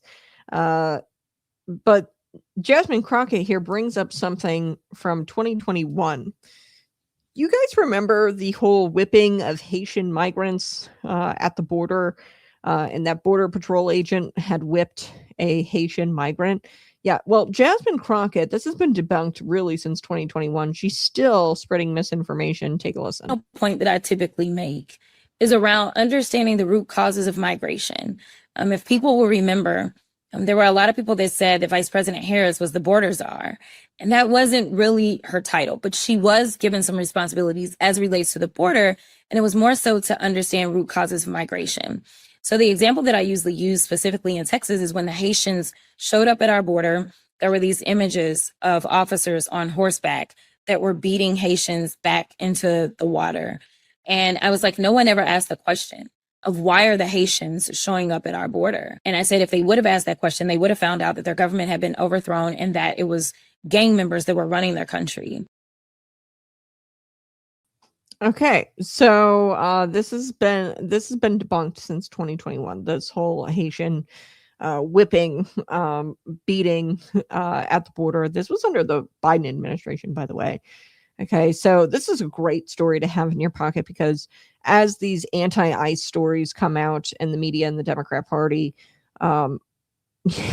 push these false stories out that Alex Pretty was just a bystander and Renee Good is just a mother, as they push this crap out, and then we get the facts and the evidence comes in and it debunks it all. It's nice to have stories like this because you can kind of pull out and say, see, it's a pattern. They continue to lie. They always lie, and we can debunk every single one of their lies. It just takes time for the evidence to come out. So horsewhipgate, it started with this tweet. It did. AOC. Doesn't matter if you're Democrat or Republican. Our immigration system is designed for cruelty towards and dehumanization of immigrants. Immigration should not be a crime. So this was a guy that they liked. Okay, this was Open Borders Joe Biden. They still went after his border patrol. Immigration should not be a crime, and its criminalization is a relatively recent invention. This is a stain on our country, says AOC. Haitians being whipped at the border, right? So this story was debunked. At the same time, we have this article from Vice. This that was tweeted out. The tweet was deleted. Vice tweeted out that Haitians were being whipped at the border. And then they used a guy. His name was Sawyer Hackett. He was the executive director of Julian Castro's PAC. Okay. He was the guy who put the photo out there, the screen grab that Vice grabbed, this left wing, rag Vice. They grabbed it and they pushed this information out there. Now, Sawyer Hackett, this guy, like I said, executive director of Julian Castro's PAC. Julian Castro was a pro-amnesty leftist politician who failed running for president in 2016. And I want to be clear about something. Like, this Sawyer Hackett guy put this out there. Nobody even said, hold on, pause, wait a minute. Whereas, say Stephen Miller, okay, the executive director of Stephen Miller's PAC, okay, say that executive director shared claims on social media, and that was picked up by Breitbart News. Okay. The media would be questioning it, they'd be crying misinformation, but instead the media ran with this information, this misinformation, the whipping of Haitians at the border, because it validated what they already believed. Okay. And the Joe Biden White House spoke out against his own border patrol. And they said that they believed that this was a Haitian whipping. Take a listen. The White House condemned U.S. Border Patrol agents on Monday who were seen using a whip-like cord to block Haitian migrants carrying supplies into the U.S. from Mexico. White House Press Secretary Jen Psaki said she had seen some of the footage, calling it unacceptable. We just saw this footage. It's horrible to watch. I just have to get more information on it. I can't imagine what the scenario is where that would be appropriate. I'm certainly not suggesting that, but we've just seen the footage earlier this morning. Reuters drone footage captured hundreds of mostly Haitian migrants crossing back and forth between Ciudad Acuña in Mexico and the sprawling camp across the border in Del Rio, Texas, to buy food and water that was short in supply on the U.S. side. Reuters witnesses saw mounted officers in cowboy hats blocking the paths of migrants, and the apparent use of horse reins swung to threaten the migrants. At the White House, Psaki was pressed over whether disciplinary action would be taken. Is it the president's stance or the White House's stance that whoever these border agents are using what seems to be whips on migrants, that they would be fired or at least never be able to do that again? Of course they should never be able to do it again. I don't know what the circumstances would be. It's obviously horrific, the footage. U.S. Border Patrol Chief Raul Ortiz said the incident was being investigated to make sure that there was not an unacceptable response by law enforcement. While visiting Del Rio on Monday, Department of Homeland Security Secretary Alejandro Mayorkas said the long reins are used by mounted officials to, quote, ensure control of the horse, but also vowed to investigate the facts.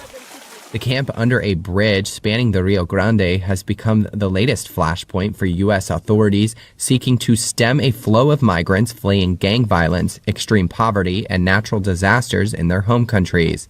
Hundreds of migrants have been turned around on the Mexico side, leaving uncertainty whether they'll be deported on flights organized by U.S. authorities. Mayorkas said he expects between 1 to 3 daily repatriation flights back to Haiti, and stressed in a news. Okay. So a conservative reporter started to ask questions, and they were like, whip-like? What do you mean? These are horse reins. At first they said, like, oh, it wasn't the reins, it was whip that they were carrying. Well, Border Patrol didn't carry a whip. They were long horse reins to control the horse. And Border Patrol issued a statement pretty early on. They use the reins for a lot of reasons. Primarily, it's used to steer the horse, but agents also spin them sometimes to deter people from getting too close from the horse. To the horse. If they get too close, then the horse can step on them, breaking bones, causing injury. So agents have to maintain control of the reins so they don't lose control of the horse, which can cause injury to immigrants, agents, and the horses. That statement was largely shared on social media, Twitter, at the time in 2021, and well before the news started to spread that there was, whippings and whips at the border. That statement was issued. Every single person working at a news outlet couldn't have missed that statement. But they didn't take that statement. They ran with the whipping. And to be honest with you, I mean, there was plenty of time from the video footage being thrown out there to get a statement of their own from Border Patrol, like news outlets like CBS News. They ignored the statement and continued to spread this misinformation. And I'm saying misinformation like actual misinformation, not what the left will usually claim is misinformation. This is actual misinformation. There was no whips. They weren't whipping the Haitians. They were steering the horses, spinning the reins to keep people away from the horses, to keep the horses away from the people so nobody got hurt. When the mainstream media cries that conservatives spread misinformation, remember, this is what the mainstream media reports. Okay. And people like Jasmine Crockett, this has been debunked since 2021. she goes out there and she still continues to push out this misinformation. It's like they don't care, or they know that there's no consequences to spreading these lies. So I'm going to give you the big reveal here. Here it is. The video. So this pro-amnesty activist, Sawyer Hackett, remember him? He's the executive director of the Julian Castro PAC. He was the one who put this out there. He's an activist. If anybody else, like conservative activists, were to put this out, they'd be like, that's misinformation, or they'd question it. But because it's a leftist, they didn't question it. He screen grabbed a picture that went viral on social media and was spreading like wildfire, this misinformation that he was carrying a whip. He knew it was bullcrap because he was there and he has this video. Take a look. Border Patrol agents were telling them to get back and to go back. They're trying to cross this river. And this was the mass migrations, of course, camping out. Just 20 million illegals over our border under the Biden administration. But this guy knew it was complete crap because he was there. He saw it. The video is very clear that this guy did not whip any Haitian. Okay, the Border Patrol agents weren't whipping people. And, you know, he knew he was lying because this is what Sawyer Hackett had said online when he got exposed for lying. He said, well, this isn't about whips versus reins. Oh, okay. This isn't even about the horses. This is about him thinking migrants should have an easier time. It was about him thinking migrants should have an easier time crossing the border. Okay. That's what this was about. He's pro-amnesty, pro-open borders. And he even admitted, he said, this isn't about whips, reins, or horses. He said, you know, the debate over whips that he started, by the way, was a distraction from the real issue, which is, hey, migrants should have an easier time crossing the border. That's what this was about. And remember, this all happened during the Biden administration, and everyone involved here liked the president. These mainstream media people liked the president. They supported open border policies, and they spread this misinformation about Border Patrol back then because I guess Joe Biden wasn't being open border enough. So can you imagine what they're doing with ICE agents and Border Patrol agents today? Look at the Renee Good story. Look at the Alex Preddy story. Their coverage is worse and even more dishonest because they don't even like President Donald Trump and the way he's running things, and he's not open border, right? So it's like they know that they will never get called out on their misinformation. They don't care, and they know they'll never get called out on it. So yeah, that's my take on that. Jasmine Crockett, girl, that's been debunked since 2021. It's insane that she even brought that up. Okay, so one more story, and then I'm gonna cut it there. Speaking about Haiti, there's a reason people from all over the world do everything in their power to get away from places like Haiti, and why people in the world from places like Haiti do everything that they can to flood the border here. There's a reason why people don't want to be in Haiti, okay, and why you saw all those people coming over across the river. It's because it's not a functioning country, okay, and that's not racist, okay, just for me to say. But there is a reason why these people don't want to be in their country. It's because it's not a functioning country. And the left has decided that that is a burden that the United States has to bear. That, hey, this isn't a functioning country, and that's somehow our fault. And we should bear the burden of that. So they think that it should be the American people's problem and America's problem rather than a Haitian problem. Hey, your country's not a functioning country and people want to leave. should probably be at the feet of the Haitian people and the Haitian government or whatever they've got there. It's not really a functioning country. That's not an American problem. Okay. But that's not going to stop the left from demanding that you bend the knee and you accept these people into our country, the same people who are responsible for the warfare, the rape, and the violence that goes on in that country.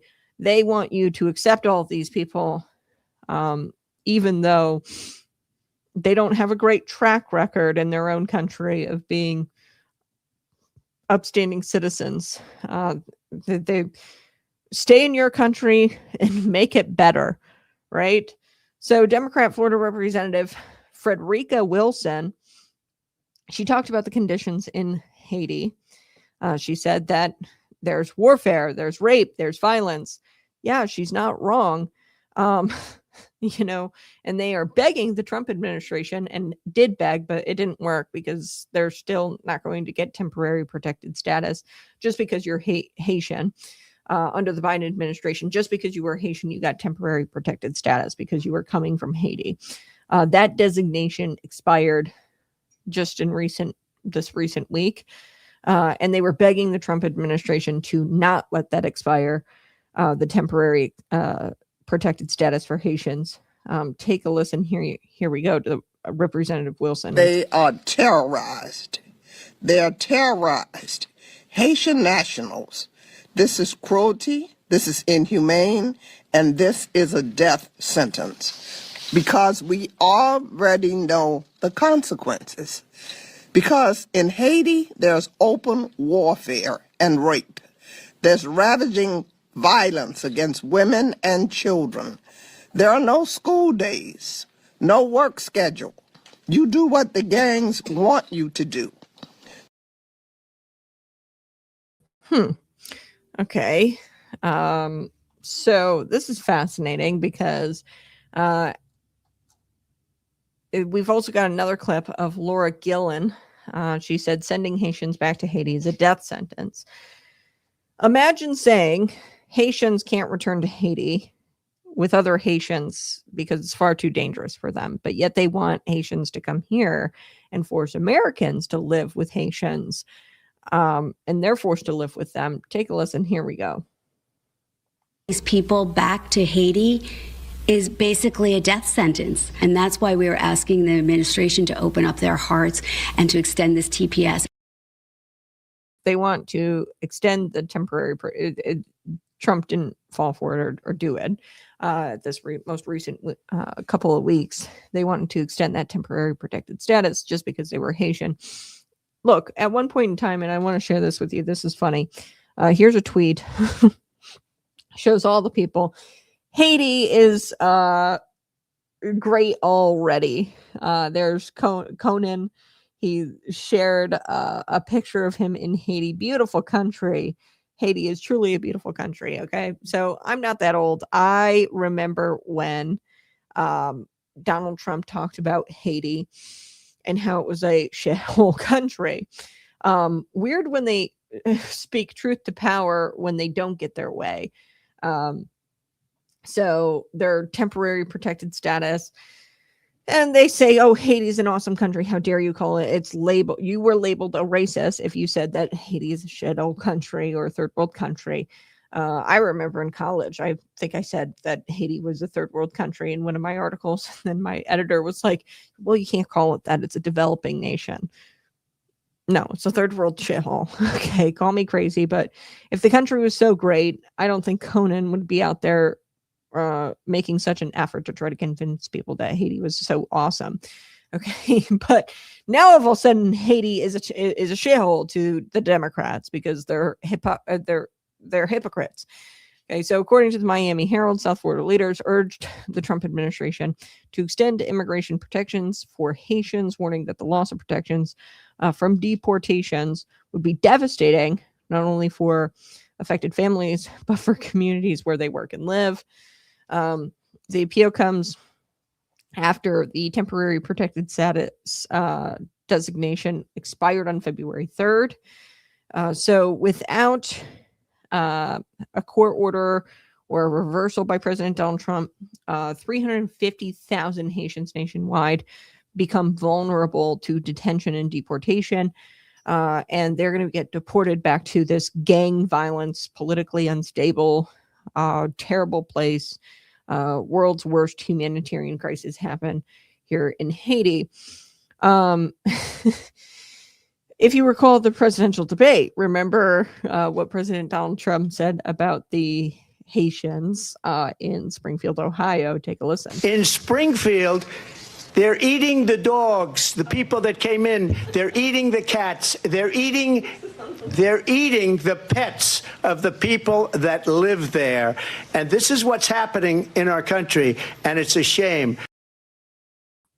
Yeah. I think that's what won Donald Trump the election, by the way. All of the memes that came out of that, 100%, I think that was the moment that Donald Trump won. Because people saw it. I mean, people were filming these Haitians who were actually eating. And there's some evidence, I think, to this. But there were 15,000 Haitians that were brought into Springfield, Ohio. You have Sherrod Brown, a U.S. candidate, Senate candidate. He's called on the governor there to join his effort in demanding President Donald Trump extend the TPS status. He didn't. Donald Trump didn't extend the TPS status for the Haitian community. But he claims that extending the TPS status would put Americans first and the Ohio communities first. The Sherrod Brown fellow who's running for U.S. Senate. But if you were paying attention in 2024, life was hard for Americans in Springfield, Ohio, this little town. 15,000 Haitians dropped off. The Haitians were eating the cats, the pets, the dogs. People were kicked out of their homes. Rents increased, exponentially while the Haitians paid nothing. And they were suckling at the taxpayer dime and teat. And they were getting welfare benefits. And they cut American citizens from these welfare benefits in order to give favor to those on temporary protected status. And, that was actually putting those communities last, having the Haitians there. So Sherrod Brown, what he's calling on the government to do, which would be to extend their temporary status, that actually puts those communities last. We saw in 2024 how devastated Springfield, Ohio was. So if you want to put American people first, the temporary status, it should have been cut off. And I don't know why Donald Trump didn't do it, but it shouldn't have been set to expire. It should have just been cut off right away once he became president. So Representative Wilson there in Florida wants to convince the administration and the American people that it is to the benefit of the American people to continue to let the Haitians have temporary status here in this country. But they don't bring a compelling argument. They're coming from a shithole country.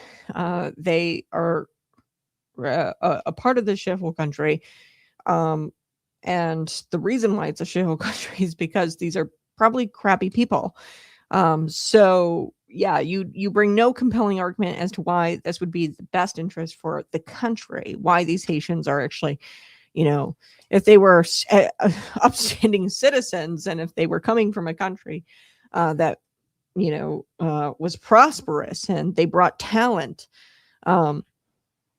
then yeah, sure, bring them in. But from what I know, Haitians eat pets, or what it appears, right? But they can't give you a compelling argument as to why these Haitians would be beneficial to America. Why? Because they know they're not. They know the only benefit that they stand to gain is continuing to get reelected, preying on low information voters, preying on these Haitians to get their vote. That's the only benefit anybody sees, and really it's just for them. The Democrats to stay in power. That's the only people who benefit from them staying here. So unfortunately for the left, we're not falling for it, right? You can paint the Haitian people as victims all you want.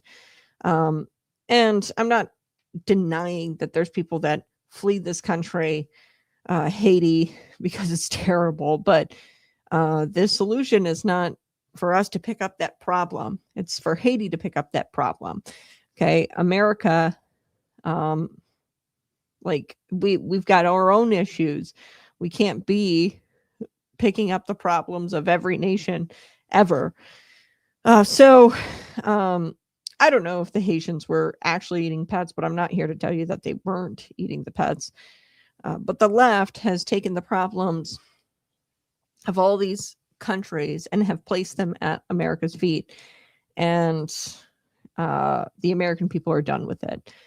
So you mocked us. You mocked the people of Springfield, Ohio, for being upset about these Haitians being here and bringing all kinds of issues under the Biden open border policies.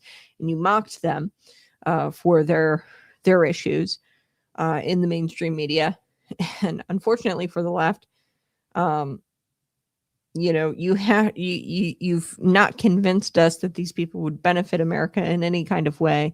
And because you mocked us, we're not going to let them in. Had you actually cared about the issues and the concerns and acknowledged them, hey, the Haitians, they're overwhelming the city. They're taking Americans off of welfare. Had you acknowledged that, maybe the Trump administration would hear you out about the temporary status, but you mocked people for having concerns about it. So anyway, thought that was fascinating. You don't get the temporary protected status anymore because you don't bring anything to the country that's useful. In fact, you've proven in 2024 in Springfield, Ohio, that you just make things worse. And it's not our problem that your country's shithole. And now all of a sudden Democrats admit that it's a shithole, despite calling you racist for saying that a couple of years ago. So smash that like button, subscribe to the channel. We'll be back Monday morning, bright and early, 6 a.m. to 8 a.m.